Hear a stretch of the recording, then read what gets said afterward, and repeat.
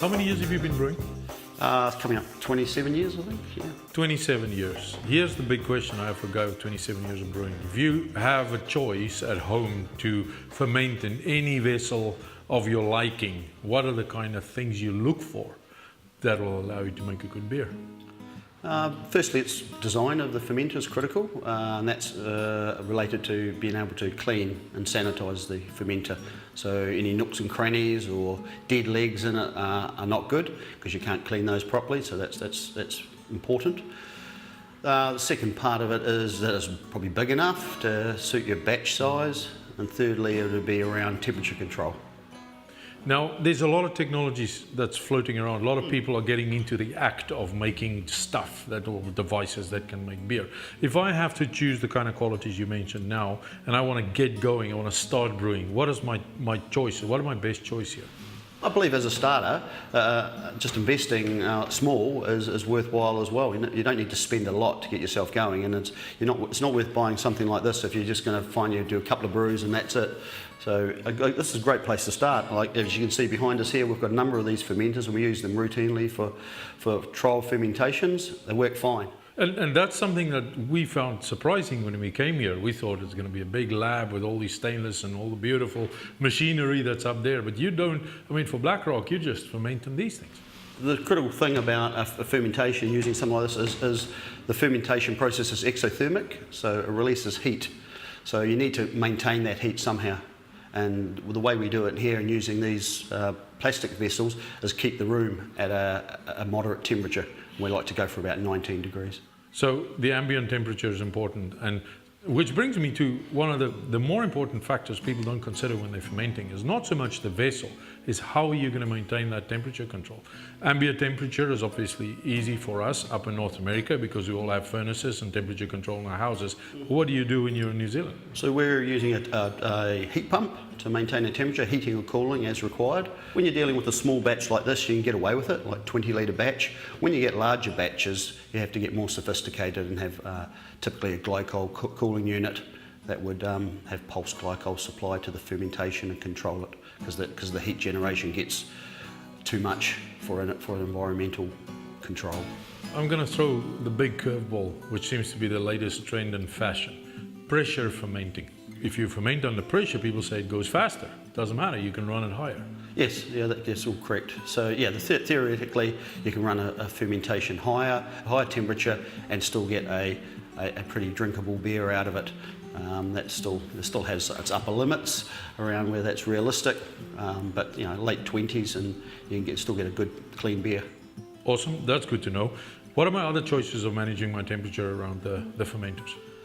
So, depending on the design of the fermenter, it ultimately comes down to jacketed fermenters where you've got a glycol supply onto them. That glycol typically runs anywhere less than 5 degrees and down to maybe -2 degrees, and you're pumping that through the jacket of the fermenter and keeping it down.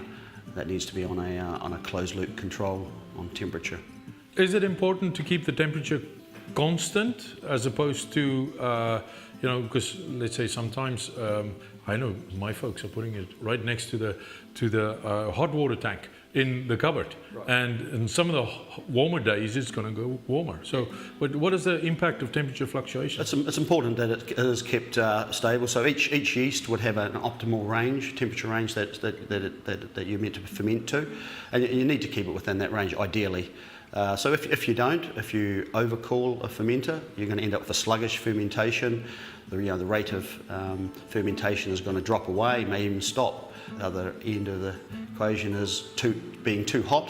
You're going to have a very fast fermentation. That being the case, the yeast metabolism will change, and the yeast byproducts, the flavour compounds produced by the yeast, will change. So you'll get a different flavoured beer. So it's important to make sure exactly what your yeast like.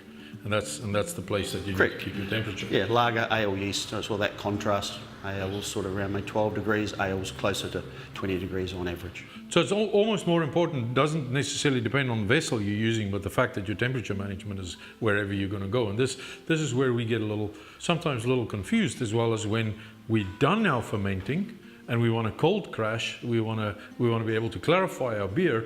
Would the fermenter go into the chiller?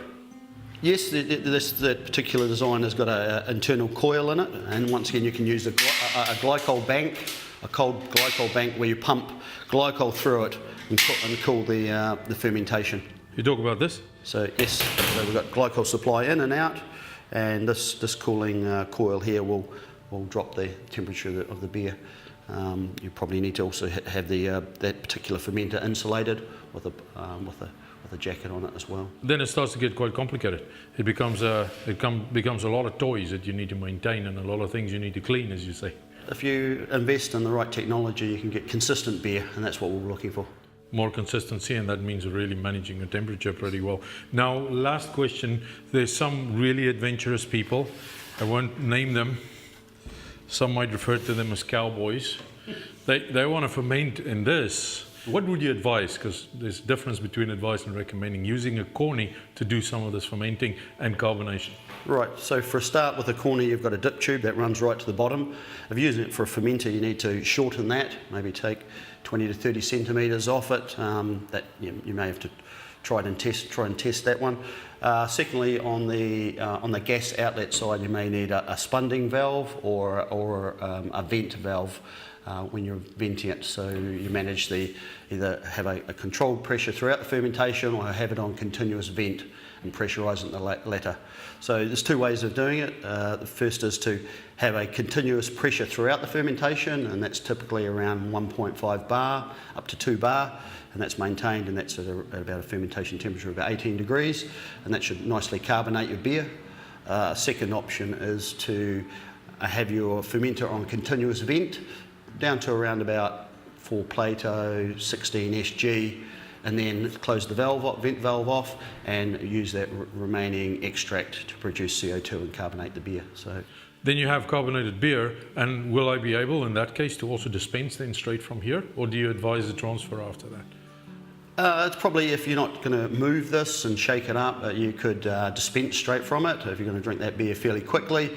I'd prefer myself to move it to another vessel. You've got your beer there sitting on yeast. It's dying, autolysing and releasing off flavours into the beer, so we don't want it sitting on that, so we really want to get it out of that vessel and into a nice, clean, sanitised keg.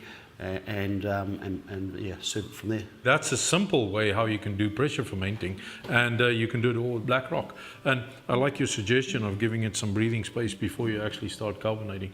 Yeah. They say that at the start of the fermentation there's a lot of unwanted volatiles coming off, things like flavour compounds you don't want in your beer, so it's best to vent those off, especially around sulphur compounds and the like, so get those off, vented, and then pressurise it in the latter stages. Latter stages, for sure. That makes a lot of sense. Steve, I appreciate your advice, my friend. And I guess the bottom line really is a guy with your experience is still using a plastic bucket. So you made me think there. I appreciate it. Yeah. Really do. Yeah, Thanks. thanks.